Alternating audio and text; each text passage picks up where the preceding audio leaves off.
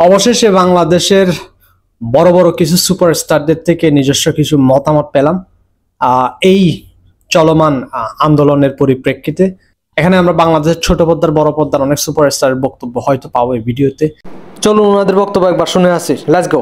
যে অবস্থা বর্তমানে সৃষ্টি হয়েছে, মোশাররফ করিম অবস্থায় নাই, যাদের হত্যা হয়েছে সেসব হত্যার বিচার চাই। বিপ্লবী আমজন বাপ ডাইরেক্ট কথাবার্তা। এই যে এত ছাত্র হত্যা মিথিলা এবং ছাত্রদের উপর নিপীড়ন হলো, সেটা মেনে নেওয়াটা খুব কঠিন।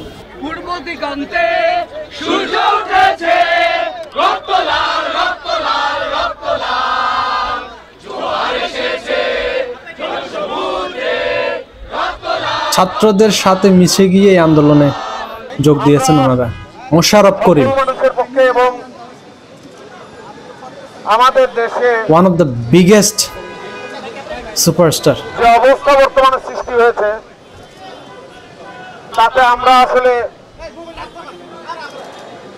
ঘরে বসে থাকার মতন অবস্থায় নাই। সাথে বাদনকেও দেখতে পাচ্ছি অন্য পাশে। আমরা শান্তি চাই, আমরা রক্ত দেখতে চাই না।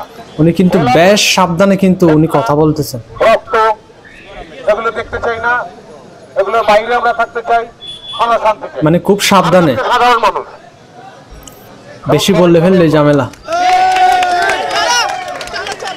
যারা গ্রেফতার হয়েছে আমরা তাদের মুক্তি চাই, মিথ্যা মামলা যারা গ্রেফতার হয়েছে এবং যাদের হত্যা হয়েছে সেসব হত্যা স্ট্রেট ফরওয়ার্ড কথাবার্তা ওনার।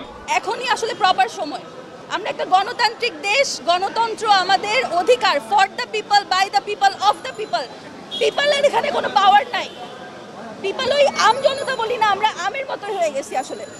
তা আমরা আমাদের অধিকার সম্পর্কে জানতে চাই, আমরা আমাদের অধিকার সম্পর্কে আরো সচেতন হতে চাই এবং সচেতন আমরা হচ্ছি দেখে আমরা কথা বলছি। নাগরিক হিসেবে আমাদের সাথে কিভাবে কথা বলতে হয় সেটা করেছেন, চেষ্টা করছেন, এইটা একটা ভালো দিক। বাদনকে তো চেনাই যাচ্ছে না, ভালো দেখতে চাই।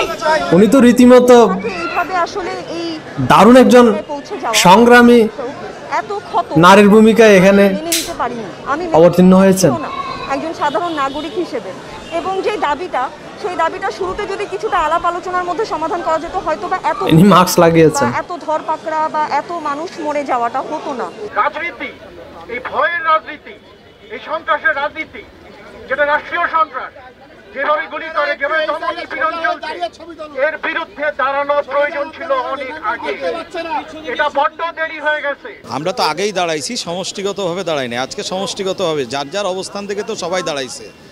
নাট্যকলার যত শিল্পী আছেন মোটামুটি সবাই ছাত্রদের সাথে একাত্মতা প্রকাশ করতেছেন। সেই কারণে এক হয়ে দাঁড়ানো হয়েছে আজকে। রাইট অ্যান্ড রং, আমার কাছে মনে হচ্ছে this is what is going on in the country, this is absolutely wrong. So রঙের এগেনস্টে দাঁড়িয়েছি, যাতে আমরা ন্যায্য বিচার পাই। ছোটো ছোটো বাচ্চারা, স্কুল কলেজের স্টুডেন্টরা, ইউনিভার্সিটি স্টুডেন্টরা যেভাবে আমাদের জন্য, দেশের জন্য একটা পার্টিকুলার রিজনের জন্য, অধিকার আদায়ের জন্য তারা দাঁড়িয়েছিল, বাট সে অধিকার তো পায়নি, তাদের জীবন দিতে হয়েছে। তো তাদের এগেনস্টে, তাদের ন্যায়, তাদের জীবনের জন্য কি আমরা বিচার চাইতে পারি না? সেটার জন্যই দাঁড়ানো। আমরা আজকে এখানে এসেছি কারণ আমার মনে হয় যে কোনো যৌক্তিক, বিবেকবান, মননশীল মানুষেরই এই যে এত ছাত্র হত্যা এবং ছাত্রদের উপর অনেক বছর পর বাংলাদেশের কোনো সেটা মেনে নেওয়াটা খুব কঠিন। ক্যামেরার সামনে আমার মনে হয় যে কোনো মানুষের জন্য এটা মেনে নেওয়াটা কঠিন। এটা যেন সুষ্ঠু বিচার হয়, সেইটুকু প্রতিবাদ, সেইটুকু চাওয়া তো আমরা চাইতে পারি। সবাই বলছে মেঘ সাবধানে থাকো, মেঘকে ফোন দিয়ে বলছে, আমাকে বলছে। আসলে এখন সাবধান থাকার মধ্যে কিছু নাই। ঝড়ে ভিজে সবাই একদম ভিজে গেছে।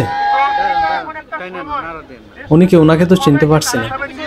নিজেদের জীবনের জন্য, আমাদের সন্তানদের জীবনে বাঁচানোর যে যার বক্তব্য তুলে ধরতেছেন। এখানে আমরা মনে করি না কোনো কমিউনিটি দাঁড়িয়ে আছে, এখানে এমন সব মানুষরা দাঁড়িয়ে আছে যারা শিল্প, সাহিত্য এবং সংস্কৃতিকে বুকে লালন করে এবং তাদের একটাই প্রশ্ন, নিরস্ত্র মানুষকে কেন অস্ত্রের মুখে প্রতিহত করার চেষ্টা করা হয়েছে এবং অস্ত্রের মুখে প্রতিহত করা হয়েছে, অসংখ্য লাশ কেন বাংলাদেশে, স্বাধীন বাংলাদেশে বুকে পড়বে।